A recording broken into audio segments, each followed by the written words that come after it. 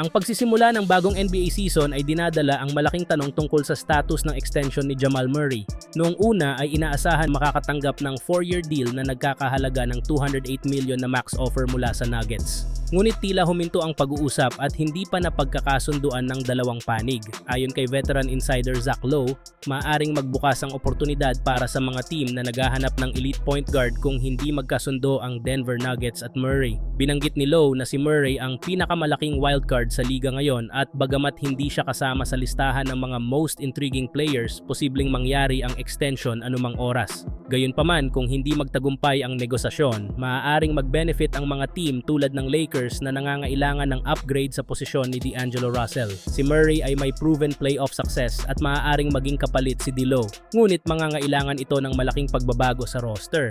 Isa sa mga pangunahing dahilan ng pag-aalinlangan ng Denver sa extension ni Murray ay ang mga injury concerns nito, kabilang ang mga injury sa tuhod, calf at siko. Bukod dito, nagkaroon siya ng mahirap na performance sa Paris Olympics na nagbigay duda sa kanyang kakayahan pag wala si Nikola Jokic. Sa kabila nito, may mga dahilan pa rin kung bakit malamang na manatili si Murray sa Denver. Kapag siya ay healthy, isa siya sa mga pinaka-epektibong guards sa liga, lalo na sa playoffs. Nagpakita siya ng magandang performance sa series laban sa Lakers noong nakaraang season sa kabila ng mga injury. Dagdag pa rito, mahalaga sa kanya ang Denver na tinawag niyang second home at ipinahayag ang kanyang pasasalamat sa pagtanggap ng lungsod sa kanya. Kaya't malaki ang posibilidad na mag-extend siya sa Nuggets bago magsimula ang season o maghintay ng isa pang taon para sa mas magandang deal.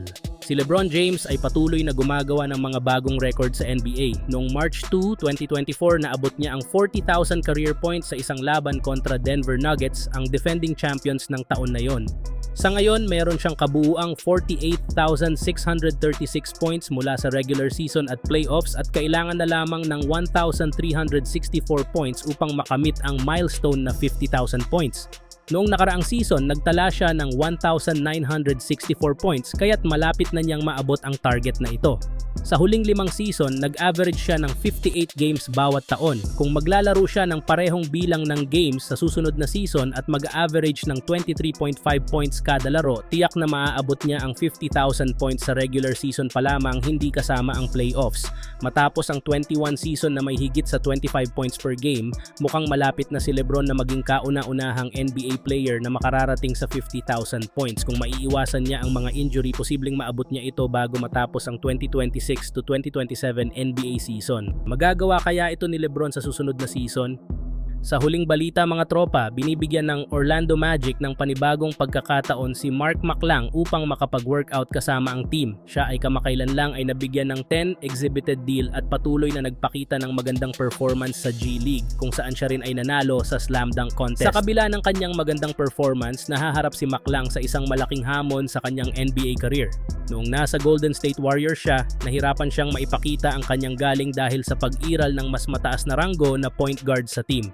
Madalas siyang nagiging pangatlo o pang-apat na opsyon kaya't limitado ang kanyang pagkakataon na maging pangunahing bida sa isang kupunan. Ngayon, sa kanyang pananatili sa G League ng Orlando Magic, may pag-asa na makakuha siya ng pwesto sa opisyal na lineup ng team. Bagaman hindi pa siya ganap na veterano, ang kanyang karanasan at kasanayan sa ball handling at passing ay maaaring magbigay ng malaking kontribusyon sa Magic.